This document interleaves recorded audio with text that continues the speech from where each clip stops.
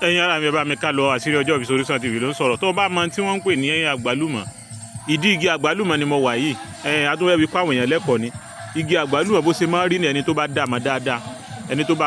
dáadáa igi àgbálùmọ̀ ni o ti rí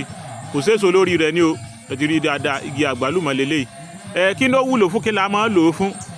a máa ń lo èso àgbálùmọ̀ a máa ń lò fún ẹni tó bá máa ń weak tí ó kàn máa wò pé ara òun weak bóyá o jí làárọ̀ kùtùkùtù ara rẹ̀ weak tẹ́lómi èsì àṣàṣì o ara rẹ̀ kàn wíìkì ara rẹ̀ lẹ bọ́dì mọ́lẹ̀ ọkàn wíìkì mọ́lẹ̀ lórí bẹ́ẹ̀dì àbọ̀kàn rí pé ojoojúmọ́ ọkàn mọ́ wíìkì láì ní mínì ló bá mi wá èso àgbálùmọ̀ láì ní kóró rẹ̀ ẹlẹ́ẹ̀kejì tó bá ń ṣàkíyèsí pé o ní ìdọ̀tí inú ẹ̀jẹ̀ tó bá wá ní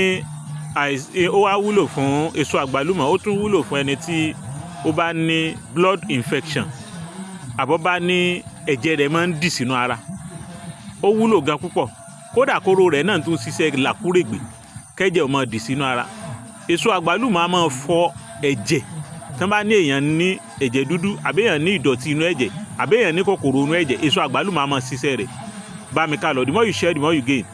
alákọ̀ọ́kọ́ bá mi wá èso àgbálùmọ̀ yọ gbogbo kóró inú rẹ̀ pò wá gún tèèpo kó gún dáadáa omi inú rẹ̀ máa mú tó bá máa wíìkì pẹ̀lú ògùn Ọlọ́run ò ní wíìkì mọ́ tó bá máa wíìkì tó kàn máa wíìkì tára rẹ máa wúwo tára rẹ ọkàn wúwo ti piri ò ní wíìkì mọ́ máa mú o nìkan ti tó má fi nǹkan kan mix ẹ̀ omi nìkan tó fún ni kó gún dáadáa omi nìkan tó fún ni ẹlẹ́ẹ̀kejì tó bá tún wá ṣàkíyèsí pé wọ́n lò ní ìdọ̀tí inú ẹ̀jẹ̀ àbó oníkòkòrò inú ẹ̀jẹ̀ àbó ní àìsàn kan nínú ẹ̀jẹ̀ rẹ èso àgbálùmọ̀ nìkan náà ni kó bá mi gún kó gún tèèpo rẹ̀ tó bá ti gún tèèpo wá oyin gidi sọ̀rọ̀ orí o àmọ́ wá oyin gidi tó rí pé oyin gidi lélẹ́yìí gan tó bá ti wá oyin gidi wá mix ẹ̀ pẹ̀lú ẹ̀ tó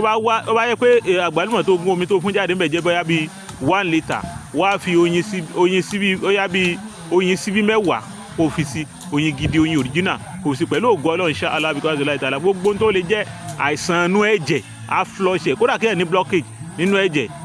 kó ní nínú san pẹ̀lú ògo Ọlọ́run á flush ẹ̀ dànù á sì treat gbogbo tó wà bẹ́ẹ̀ ẹlẹ́ẹ̀kẹta